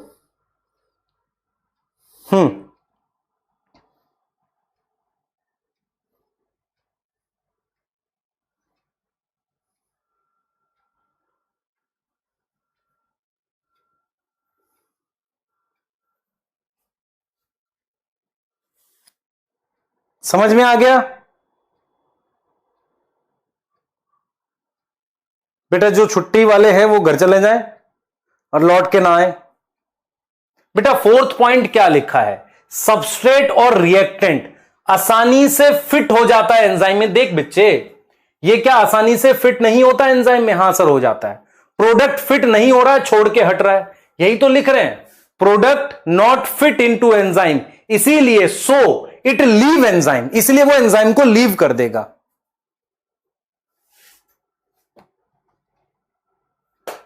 हां बेटा ठीक है सर, फास्ट पढ़ाओ, मुझे अपनी गति से पढ़ाने दे। बायो का सिलेबस सबसे पहले खत्म होगा, टेंशन मत लियो, बस मुझे थोड़ा सा बेस बनाने दे तेरा। आगे सुन ध्यान से, अब सुन, देख बेटा, एक एंजाइम ये है, एक एंजाइम ये है, और एक एंजाइम ये है। ठीक है, ध्यान से सुनियो मैं जो बताने वाला हूं। एक एंजाइम ये है और दूसरा एंजाइम ये है। इस पर जो सबस्ट्रेट जुड़ रहा है, मान लो वो कार्बन का कंपाउंड है, जिसमें कार्बन की चेन है, 6 कार्बन के मॉलिक्यूल है, वो यहां फिट हो रहा है। मान लो शेप इसकी फोल्ड करके ऐसी बनाएंगे कि फिट हो जाए, इसको हम सबस्ट्रेट कह रहे हैं, सबस्ट्रेट कह रहे हैं। ध्यान से सुनना। अब जो इसका प्रोडक्ट बन रहा है, प्रोडक्ट बन रहा है वो कुछ ऐसा है। अब ध्यान से देखना, यहां कितनी कार्बन है सबस्ट्रेट में? सर जी 6 कार्बन है। यहां कितनी है? 3 इसमें, 3 इसमें। तो इस एंजाइम ने क्या किया? सबस्ट्रेट को तोड़ दिया, ब्रेक डाउन किया। ऐसे मेटाबॉलिक रिएक्शन को कैटाबॉलिक कहते हैं। मैं रिपीट करूं, उसमें ध्यान सुनेंगे। हम क्या कह रहे हैं? हम ये कह रहे हैं कि ये सबस्ट्रेट यहां फिट हो जाएगा जब फोल्ड करेगा, तो इसमें 6 कार्बन है। इसने जो प्रोडक्ट बनाया उसमें 3-3 कार्बन के 2 मॉलिक्यूल हैं। इसका मतलब यह हुआ कि इस रिएक्शन को, जो ये वाला रिएक्शन है, इसे हम कैटाबोलिक रिएक्शन कहते हैं। What is catabolic? Catabolic reaction मतलब क्या हुआ, ध्यान से सुनेंगे। कैटाबोलिक का मतलब एंजाइम ने क्या किया, enzyme involve in break down, तोड़ने में इन्वॉल्व है, ब्रेक डाउन ऑफ सबस्ट्रेट के तोड़ने में इन्वॉल्व है। उसको हमने क्या बोला बेटा, उसको हमने बोला, ध्यान से सुनेंगे, एंजाइम जो है इस 6 कार्बन के सबस्ट्रेट को तोड़कर प्रोडक्ट बनाने में इन्वॉल्व है। इसको हमने क्या बोला, इसको हमने बोला कैटाबोलिक रिएक्शन। Catabolic reaction. दूसरा देखो, अब जरा ऐसे समझो, ये कार्बन के 2 प्रोडक्ट हैं ऐसे, जिसमें ये 3 कार्बन है और यहां ये 2 कार्बन है। ये दोनों आकर यहां पर लगे, ठीक है। कुछ एंजाइम की एक्टिव साइट ऐसे होती है, देखो जहां पर रिएक्शन होता है, कुछ एंजाइम की एक्टिव साइट ऐसे होती है। ये भी यहां लगा और ये भी यहां लगा, तो ये 2 अलग अलग सबस्ट्रेट हैं। एक मान लो सबस्ट्रेट ये है और एक सबस्ट्रेट ये है। 2 अलग अलग सबस्ट्रेट यहां लगे और उससे जब प्रोडक्ट बना तो एक प्रोडक्ट ऐसा बना, ऐसा कुछ। अब जरा ध्यान से देखना, क्या ये जुड़ गए कि नहीं? ये इसके साथ जुड़ गया, इसे हम बोलते हैं एनाबोलिक रिएक्शन। तो एनाबोलिक क्या होता है बेटा? एनाबोलिक का मतलब होता है एनाबोलिक रिएक्शन, जिसमें एंजाइम क्या करता है, एंजाइम इन्वॉल्व इन बायोसिंथेसिस। एंजाइम इन्वॉल्व इन बायोसिंथेसिस। किसमें इन्वॉल्व है? बायोसिंथेसिस में इन्वॉल्व है। तो ध्यान से समझो चीजों को। मेटाबॉलिक रिएक्शन कौन से होते हैं? एंजाइम कराते हैं। तो क्या ये रिएक्शन मेटाबॉलिक है? दोनों हाँ है। मेटाबॉलिक रिएक्शन 2 तरह के होते हैं। पहला, जिसमें किसी चीज को तोड़ा जाता है। तोड़ने का मतलब समझ रहे हो? ये 6 कार्बन की चीज को 3-3 कार्बन के 2 प्रोडक्ट में तोड़ दिया, इसे कहते हैं कैटाबोलिक। और इसमें क्या कर रहे हैं? इनको जोड़ के एक सिंगल प्रोडक्ट बना रहे हैं, इसे कहते हैं एनाबोलिक। तो मेटाबॉलिक रिएक्शन सेल के अंदर 2 प्रकार के होते हैं, एक कैटाबोलिक होता है और एक एनाबोलिक होता है। क्या मेरी बात समझ में आ रही है? बोलो जल्दी से, सोचो। तो इसका मतलब यह हो गया, ध्यान से सुनेंगे, इसका मतलब यह हो गया कि एंजाइम कैटलाइज का मतलब द्वारा, एंजाइम के द्वारा जो रिएक्शन होते हैं वो कितने होते हैं? वो 2 टाइप के हैं। उनको हम कहते हैं पहले तो मेटाबॉलिक रिएक्शन। उनको हम क्या लिखते हैं? मेटाबॉलिक रिएक्शन लिखते हैं। दूसरी चीज, मेटाबॉलिक रिएक्शन 2 तरह के हैं, 2 टाइप के हैं। पहला एनाबोलिक, दूसरा कैटाबोलिक। एनाबोलिक में कोई चीज बनती है, उसे लिखते हैं सिंथेसिस। कैटाबोलिक में ब्रेक डाउन होता है। तो इसका मतलब सेल के अंदर दोनों तरह के रिएक्शन चलते हैं। एक में चीजें बनती हैं, दूसरे में टूटती हैं। समझो इसे, कैटाबोलिक, एनाबोलिक। एंजाइम वाले रिएक्शन मेटाबोलिक, वो 2 प्रकार के हो गए, कैटाबोलिक और एनाबोलिक। मेरी बात बताओ, मुझे सोच के बताना। एक सेल है, उसमें सब कुछ बढ़िया चल रहा है।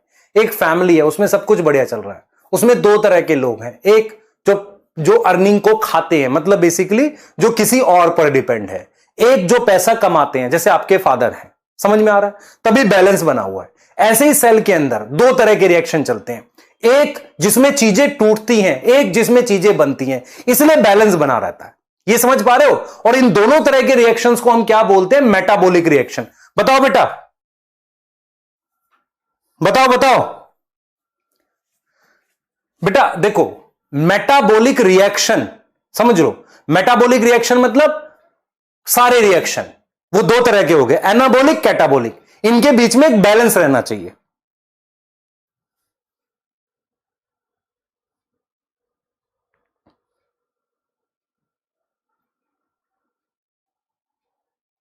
बेटा आप पीडीएफ से करो ना, स्क्रीनशॉट क्यों लेते हो? पीडीएफ डाउनलोड हो जाएगी। आपको क्वेश्चन करने के लिए पीडीएफ स्क्रीनशॉट की जरूरत नहीं है, इसकी पीडीएफ अलग से आती है, उसमें क्वेश्चंस आते हैं। बेटा मेरी बात सुन, ध्यान से सुन। घर में मम्मी खाना बना रही है, हां सर खाना बना रही है, तो जो मम्मी घर में खाना बनाती है दैट इज सिंथेसिस, किसी चीज को बनाना। अगर कोई लिविंग ऑर्गेनिज्म ये काम करता है या लिविंग सेल काम करता है तो उसमें बायो जुड़ गई, क्योंकि लिविंग का मतलब बायो। तो अगर सेल कुछ बनाता है तो उसे कहते हैं बायोसिंथेसिस। तो अगर एंजाइम कुछ बना रहा है, बनाएगा कैसे? चीजें जोड़ रहा है, मान लो चीजों को जोड़ रहा है, तो उसे हम कहते हैं एनाबोलिक। और जब चीजें तोड़ता है उसे कहते हैं कैटाबोलिक। आ रहा समझ?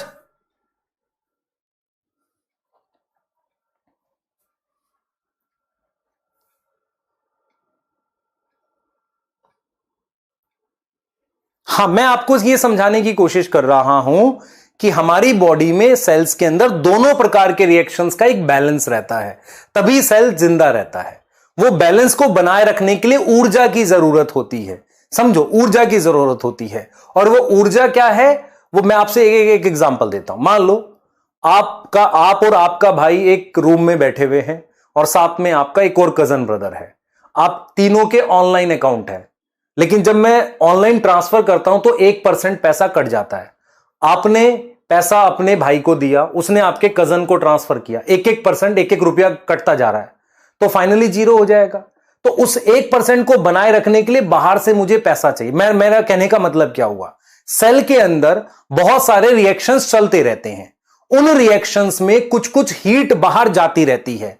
तो कैटाबोलिक और एनाबोलिक का बैलेंस तो होता है, पर चीजों को चलाए रखने के लिए, जैसे मैं कह रहा हूं ना कि भाई तुमने अपने भाई को दिया 10 रुपए ट्रांसफर किए, 9 पहुंचे, उसने अपने कजन को दिया 8 पहुंचे, उसने वापसी तुम्हें किया 7 पहुंचे, 1-1 रुपए कटता जा रहा है।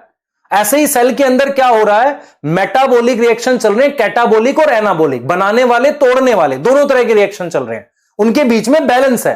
पर उसके साथ साथ कुछ एनर्जी बाहर जाती जा रही है, रिलीज होती जा रही है। तो कहीं ना कहीं हमें हर एक सेल को बाहर से खाना देना पड़ेगा, ताकि वो जो 1 रुपया कट रहा है ना उसको बैलेंस कर सके। तो सेल को जिंदा रहने के लिए फूड की जरूरत पड़ती है, रिएक्शंस अपना चलते रहते हैं।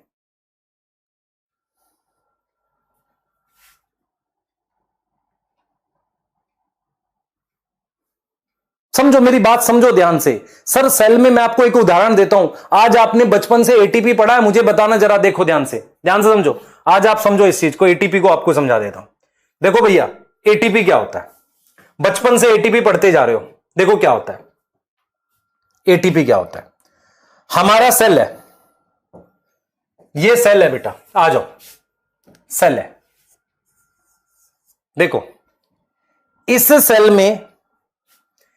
सेल में ए कन्वर्ट हो रहा है बी में, ठीक है। यहां पे एनर्जी रिलीज हो रही है, एनर्जी रिलीज हो रही है, ठीक है, एनर्जी रिलीज हो रही है। हमारे पास एक मॉलिक्यूल है, इसका नाम एडीपी है। क्या नाम है भैया इसका? एडीपी है, ठीक है, एडीपी है। हमने कहा कि इसके साथ अगर मैं एक फॉस्फेट जोड़ रहा हूं तो उसके लिए मुझे एनर्जी चाहिए, जो यहां से मिल गई, और फाइनली मेरे पास एक स्ट्रक्चर बन गया जिसका नाम एटीपी है। तो एटीपी क्या होता है, सुन लो ध्यान से। एटीपी क्या होता है?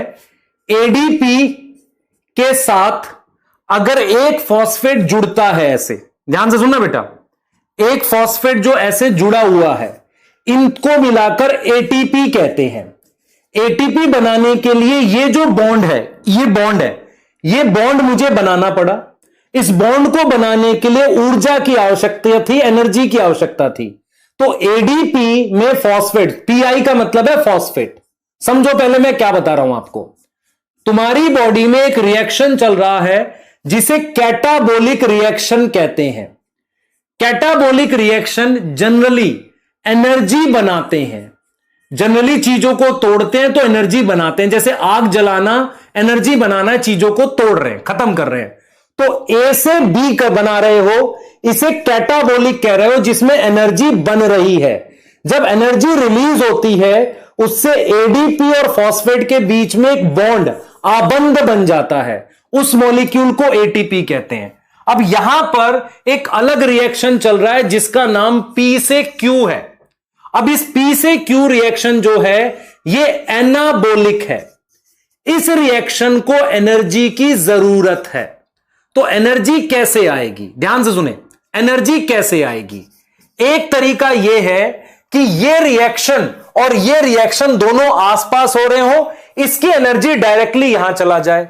लेकिन सेल के अंदर दोनों रिएक्शन दूर दूर हो रहे हैं, तो फिर जिम्मेदारी किसकी है, एटीपी की। एटीपी क्या करता है, अपने बॉन्ड के अंदर यहां एनर्जी स्टोर करता है और फिर वो उस जगह पहुंच जाता है जहां पर एनर्जी की आवश्यकता है। वहां पर एटीपी टूटता है, ध्यान से सुनेंगे बेटा, वहां पर एटीपी टूटता है और जैसे ही वो टूटता है बेटा, जैसे एडीपी और पीआई, यहां पर फॉस्फेट जोड़ रहा हूं मैं ऐसे, ये जब टूटता है तो वापसी, ये बॉन्ड टूट गया, ये अभी तो जुड़ा हुआ था, तो इसको एटीपी कह रहे हैं। तो जब एटीपी ब्रेक करेगा तो ये चीज अलग हो गई, देखो दिस एडीपी और फॉस्फेट अलग हो गया, आपस में अलग हो गए, पहले तो जुड़े हुए थे यहां पर, ये अलग हो गए, तो इसको एनर्जी मिल गई। तो मैं आपको ये समझा रहा हूं, आपने बचपन से एटीपी पढ़ा है। तो सेल के अंदर बहुत तरह रिएक्शन होते हैं। एक कैटाबोलिक रिएक्शन का उदाहरण है जिसमें एनर्जी बनती है, जैसे आपने ग्लाइकोलिसिस पढ़ा था क्लास 10th में, इसमें एनर्जी बनती है। एनर्जी को हम कैसे स्टोर करते हैं, एडीपी एक मॉलिक्यूल होता है, उसके साथ फॉस्फेट जोड़ते हैं, उस बॉन्ड में एनर्जी होती है। ये जो बॉन्ड है ना, यहां एनर्जी कौन सी आ गई, इस रिएक्शन की बनी हुई।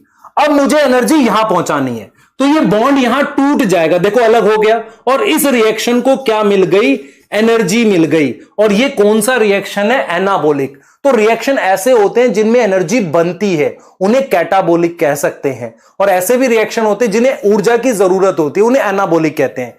ये दोनों आसपास नहीं हो रहे, तो आप क्या करोगे, आप करोगे कि भाई एक काम करते हैं, एटीपी बनाकर लाते हैं और ये एनर्जी दे देगा। ऐसा सेल के अंदर चलता है। इसीलिए एटीपी को क्या बोलते हैं, एनर्जी करेंसी। आपको बचपन से पढ़ाया गया है, एटीपी सेल के अंदर एनर्जी करेंसी है। करेंसी शब्द का मतलब बताओ, करेंसी मतलब पैसा। पैसे की क्या खास बात है, पहला, पैसा मूव कर सकता है। पैसा क्या कर सकता है, मूव कर सकता है, क्योंकि आप उसको लेकर जा सकते हो ना जेब में, हां, तो एटीपी जा सकता है। छोटा होता है पैसा, एटीपी छोटी होती है। तीसरी चीज, पैसे को हर कोई ले लेगा, दूध वाला ले लेगा, चाय वाला ले लेगा, कॉफी वाला ले लेगा, फल वाला ले लेगा। ऐसे ही जिन भी रिएक्शंस को एनर्जी की जरूरत होती है, वो ऊर्जा किससे ले सकता है, एटीपी से। इस रिएक्शन से नहीं ले सकता, क्योंकि ये कहीं और हो रहा है, ये कहीं और हो रहा है। समझ में आ रहा है कि नहीं, बोलो बेटा। एक करेंसी का क्या मतलब है, रुपया क्या है, पैसा है। मान लो आपसे मैं कहूं कि आप सैलरी, आप बड़े डॉक्टर बन जाओ, आपकी सैलरी 5 लाख रुपए है, उसकी जगह मैं 5 लाख के आपको आलू दे दूं, तो उस आलू को आप दूध वाले के पास लेकर जाओगे, बैंक में लेके जाओगे जमा करने, नहीं। तो हम आपको किस फॉर्म में देंगे, पैसे की फॉर्म में। वो पैसा सब जगह एक्सेप्ट हो जाएगा। ऐसे ही क्या होता है, सेल के अंदर बहुत सारे रिएक्शन चल रहे होते हैं। कुछ रिएक्शन एनर्जी बनाते हैं, तो उनमें एटीपी बन जाता है। और कुछ रिएक्शन ऐसे होते हैं जिन्हें एनर्जी की जरूरत होती है, वहां एटीपी टूट के एनर्जी देता है। इस तरीके से एटीपी क्या होता रहता है, घूमता रहता है। क्लियर है?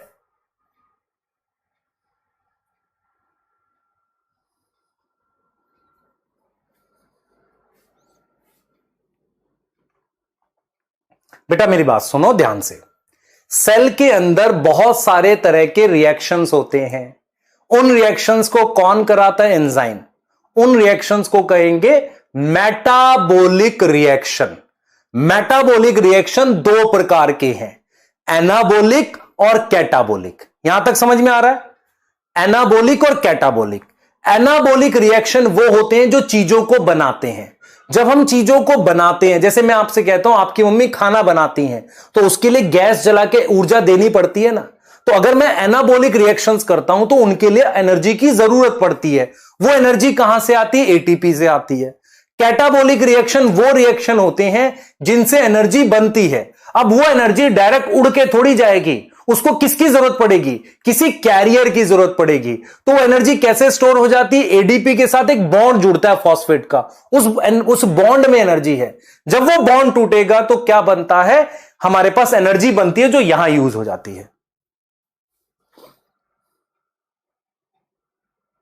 कर दी मैंने बेटा रिपीट, देख खुद से देख बच्चे। ए से बी एक कैटाबोलिक रिएक्शन। अच्छा एक चीज और, सारे कैटाबोलिक में नहीं बनती एनर्जी, जिसमें बनती है उसकी बात कर रहा हूं। कैटाबोलिक का मतलब होता है टूटना। तो ए बी में टूटा, उसमें एनर्जी रिलीज हुई, उस एनर्जी से एडीपी और फॉस्फेट जुड़े और इस बॉन्ड में वो एनर्जी स्टोर हो गई। उस एनर्जी को मैं यहां से यहां लाया, यहां से यहां कैसे लाया? एटीपी की फॉर्म में। जब ये बॉन्ड टूटा तो एनर्जी रिलीज हो गई और वो एनर्जी पी को क्यू में कन्वर्ट करने में, ऐसे रिएक्शंस को एनाबोलिक कहते हैं। बताओ भैया।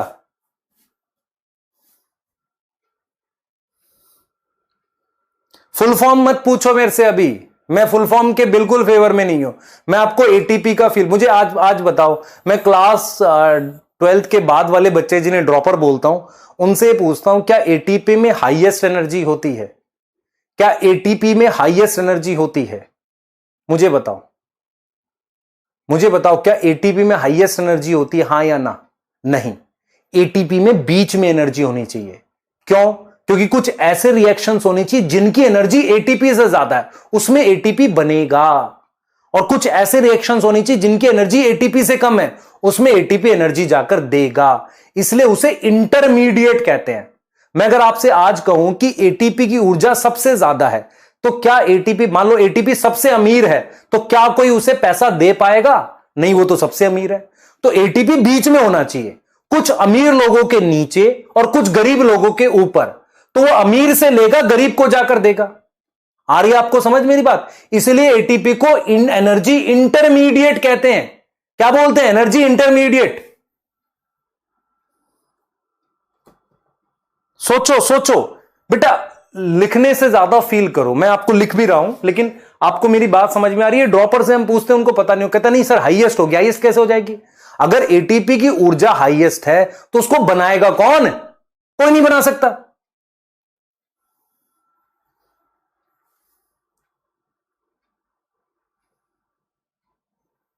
सही है?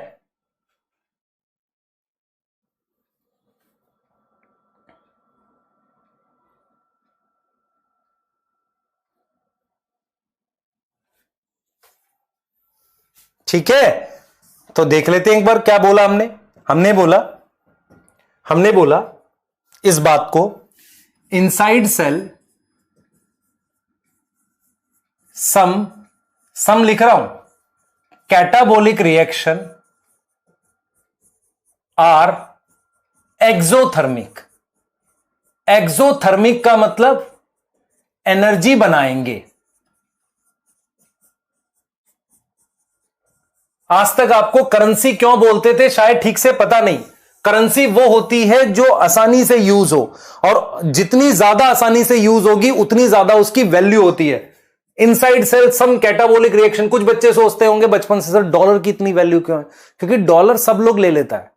जिस करेंसी को एटीपी की इतनी वैल्यू क्यों है? क्योंकि सब लोग ले सकता है उसे, सारे रिएक्शन में यूज हो सकती है। अब देखो, इनसाइड सेल सम कैटाबोलिक रिएक्शन अकर, ठीक है, इन दीज रिएक्शन, कभी मैं रिएक्शन ऐसे लिखूंगा कभी ऐसे लिखूंगा, घबराना नहीं। In these reaction ATP form, ठीक है, some anabolic reaction, not all, some anabolic reaction require energy, उन्हें एनर्जी की जरूरत है। Some anabolic reaction require energy and these and क्या होगा? एटीपी क्या करेगा? ATP provide energy.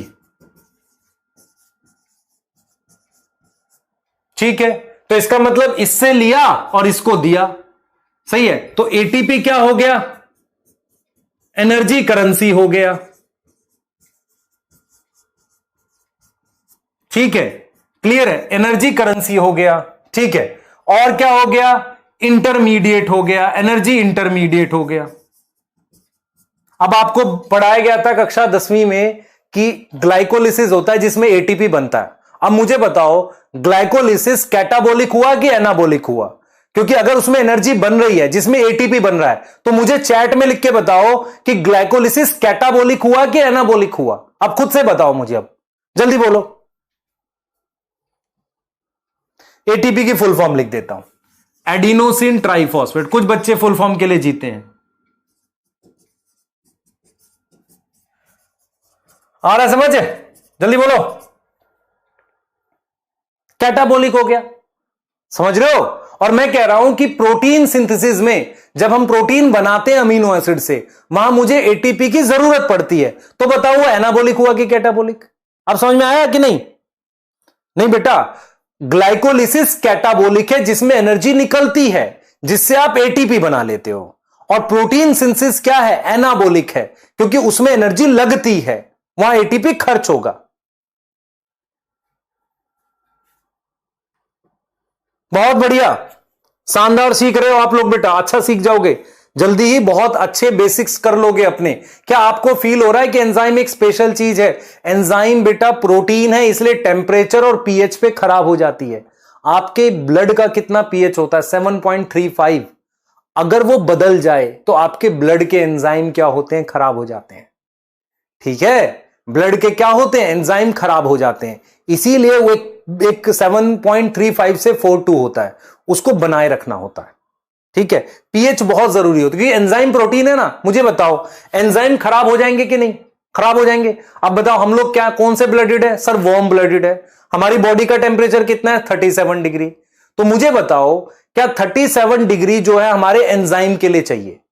अगर 39 होगा तो भी एंजाइम को अच्छा नहीं लगेगा, क्योंकि टेम्परेचर बढ़ने से एंजाइम खराब हो सकते हैं। इसीलिए इसीलिए जब फीवर होता है तो मेरे को खाने का मन नहीं करता, मन करता ये पचेगा ही नहीं। क्यों नहीं पच रहा होता है? कहते हैं हल्का खाना खाओ। रीजन क्या है? क्योंकि हमारी बॉडी का अगर टेम्परेचर बढ़ गया, हमारी बॉडी के जो भी एंजाइम है, क्योंकि प्रोटीन है, वो मैक्सिमम अच्छे से अच्छा कब काम करेंगे? 37 डिग्री सेल्सियस पे काम करेंगे। अगर तापमान बढ़ जाए तो एंजाइम काम नहीं कर पाता अच्छे से, इसीलिए फीवर में हमें खाने पीने का मन नहीं करता। पर जैसे ही हमारी बॉडी में फीवर खत्म होता है, जबरदस्त भूख लगती है, क्योंकि एंजाइम बढ़िया काम करने लगते हैं, है ना? एक लिख रहा है टाइम ओवर। अच्छा भाई, सही कह रहे हो है। तुम आओगे अपनी मर्जी से, जाओगे हमारी मर्जी से भाई, है ना? हमें पढ़ाने दिया करो।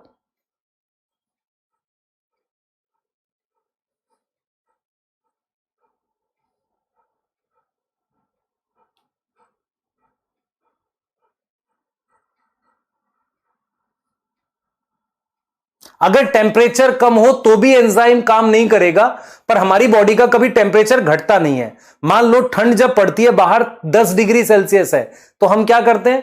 बॉडी का टेम्परेचर 37 डिग्री ही रखते हैं। उसके लिए बॉडी क्या करती है? आप कपड़े पहन लेते हो ना, कपड़े पहनने से क्या होगा? खूब सारे बॉडी की हीट बाहर नहीं जाएगी।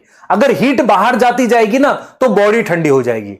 अगर बॉडी का टेम्परेचर, जैसे कि जो लोग वहां रहते हैं लेह लद्दाख में, अगर उनकी बॉडी का टेम्परेचर बहुत घट जाता है, एंजाइम काम नहीं करते, तो उनकी डेथ हो सकती है। उसे कहते हैं कि उनमें क्या हो गया? हाइपो। देखो आपने एक शब्द पढ़ा है हाइपो, बताओ मुझे। देखो हाइपो का क्या मतलब होता है? कम, लेस। हाइपर का क्या मतलब होता है? हाइपर, मोर। तो अगर मैं आपसे कहता हूं कि उसको हाइपोथर्मिया हो गया, हाइपोथर्मिया, थर्मिया मतलब टेम्परेचर, हाइपो मतलब कम, तो उसको क्या हो गया? ठंडा हो गया बॉडी एकदम। समझ में आ रहा है? हाइपो का मतलब होता है कम, हाइपर का मतलब होता है ज्यादा। ब्लड प्रेशर बढ़ गया, हाइपर टेंशन। हाइपो का मतलब कम होता है। तो नॉर्मली अगर 10 डिग्री भी है ना, तो हमारी बॉडी किसी तरीके से क्या रखती है? अपना 37 ही रखती है। लेकिन अगर आप -50 में चले गए, बॉडी नहीं रख पा रही है अब 37, तो धीरे धीरे बॉडी का टेम्परेचर घटने लगेगा। अगर बॉडी का टेम्परेचर घटने लगेगा तो डेथ हो सकती है। सही है? क्लियर है? चलिए अब हम क्या करेंगे, मैंने आपको कुछ कुछ बेसिक्स पढ़ा दिए हैं। अब मैं आपको क्या करूंगा, जो बच्चे मेरी क्लास देख रहे हैं, चारों लेक्चर देखें, कुछ बेसिक्स आपके बन गए, मैं आपको अब क्या करने वाला हूं, सुनना ध्यान से। यहां से सुनो मैं क्या करूंगा। अब मैं यहां से आपका नेक्स्ट जो क्लास होती है मेरी थर्सडे फ्राइडे 2 दिन हो रही है। थर्सडे को मैं आपको चैप्टर स्टार्ट करूंगा सेल का, उसके साथ क्या दूंगा आपको, उसकी डीपीपी दूंगा। अब आप क्या करोगे, आपको मेरे को कुछ कार्बोहाइड्रेट्स के भी बेसिक पढ़ाने हैं, और वो मैं आपको कब पढ़ाऊंगा, थर्सडे फ्राइडे हम लोग क्लास करेंगे, और मैं सैटरडे हो सकता है एक्स्ट्रा लेक्चर लेके आपको उसके बेसिक्स पढ़ाऊं। अब बेसिक्स चलेंगे कुछ लेक्चर और, लेकिन वो एक्स्ट्रा क्लास की फॉर्म में पढ़ाएंगे। अब हम आपका पैरेलल सेल स्टार्ट करेंगे। आपको कुछ कुछ आइडिया हो गया है। जिन बच्चों ने चारों लेक्चर देखे उनको आइडिया हो गया, जिन्होंने नहीं देखे अभी देख लेना। कुछ कुछ बेसिक्स और पैरेलल में पढ़ाता चलूंगा मैं, कम से कम भी बेटा 1-2 चैप्टर तक नई नई बेसिक बातें आपको बताता चलूंगा, वो आपके लिए जरूरी है। अब यहां से आप चारों लेक्चर को देख लें, जिसका पहला लेक्चर आज, चारों लेक्चर को देख लें, उसके नोट्स बना लें, उसके क्वेश्चन कर लें। इस लेक्चर के लास्ट में आपको एक असाइनमेंट मिलेगा जिसे डोपा कहते हैं हम, वो मिलेगा डोपा 3, उसको सॉल्व करेंगे। ये नोट्स बेटा जो बोर्ड पे लिखे हैं ना, पीडीएफ की फॉर्म में आते हैं, पीडीएफ की फॉर्म में आते हैं, जिसे आप डाउनलोड कर सकते हैं। स्क्रीनशॉट लेने की जरूरत नहीं होती, डाउनलोड कर सकते हैं, और फिर उसको आप क्या करोगे, उसमें से क्वेश्चन सॉल्व करोगे। ठीक है, सही है, सही है। क्या आपका मेरा थोड़ा ट्यूनिंग बन रहा है, अब आप समझ में लग रहा है? क्योंकि होता क्या है, मुझे 2-3 क्लास लगती है बच्चों के साथ जमने में, है ना, फिर तो झमाझम पढ़ाई होती है, कोई दिक्कत नहीं है। दूसरी 2-3 चीजें बेटा, मैं टाइम नहीं देखूंगा, मैं आपको खूब पढ़ाऊंगा, ठीक है, पूरी मेहनत करूंगा, क्योंकि बायो आपके लिए, अगर आप मेडिकल लिया है, बहुत इंपॉर्टेंट है, और लास्ट तक जाएगी आपके साथ, है ना। डॉक्टर बनोगे, हमेशा हेल्प करेगी, और बेसिक्स जब ठीक रहेंगे ना, बढ़िया बढ़िया मजा आएगा, है ना। एंजाइम का थोड़ा फील आया? एंजाइम कितनी स्पेशल चीज है, रिएक्शंस कराते हैं, और मतलब काफी ज्यादा इन्वॉल्व है ना। ठीक है, क्लियर है। बेसिक्स और मिलेंगे बेटा, परेशान मत होना, मैं एक्स्ट्रा क्लास भी लूंगा, बहुत सारी चीजें कराऊंगा, आप टेंशन मत लो। बस क्या करना है, पूरा ध्यान से पढ़ना है, क्लास को बहुत ध्यान से सुनना है, उसके बाद नोट्स को रिवाइज करना। क्या कोई क्वेश्चंस आते हैं, क्वेश्चन भेजना, मैं आपको क्वेश्चन आप जो भेजोगे मैं उनके आंसर वॉइस मैसेज में कर रहा हूंगा। वॉइस मैसेज कहां आएगा, जहां आपके डाउट्स हैं, माई डाउट्स में, वहां मिल जाएगा आपको। तो आप डाउट वहां पूछो, मैं वॉइस मैसेज से आंसर करूंगा, आपके डाउट भी नहीं छोड़ेंगे। पर अभी थोड़ा सा आप मेरे साथ फ्लो में आ जाओ बस, ठीक है, सही है, बस फ्लो में आ जाओ, एक बार हमारी फ्रीक्वेंसी मैच करेगी, मस्त मजा आने वाला है, सही है, ठीक है। हाँ, डोपा नोटबुक में कर लो, और डीपीपी के खाली आंसर्स लिख लो। डीपीपी प्रिंट कराना चाहो आपकी मर्जी, पीडीएफ की फॉर्म में एक फोल्डर बना के अपने लैपटॉप में सेव कर सकते हैं। सही है बेटा, मिले फिर नेक्स्ट क्लास में। चलिए, ध्यान रखिए अपना, पढ़ाई करिए प्रॉपरली, मतलब मेहनत करिए, आप बिल्कुल डॉक्टर बन सकते हैं, आपको एफर्ट करने की जरूरत है, ठीक है, क्लियर है। बेसिक स्ट्रॉन्ग करेंगे, फिर मेहनत करेंगे, पूरा मजा आएगा, ठीक है। एक कह रहा सर आपका इंस्टा अकाउंट है, हाँ होना चाहिए, मशहूर टीचर हूं बेटा मैं, फेमस टीचर हूं, नहीं मजाक कर रहा हूं, ठीक है। इंस्टा अकाउंट है, पर ये सब नहीं करते हम लोग, हम इंस्टा अकाउंट में नहीं बात करेंगे आपसे, हम क्लास में बात करेंगे, ठीक है।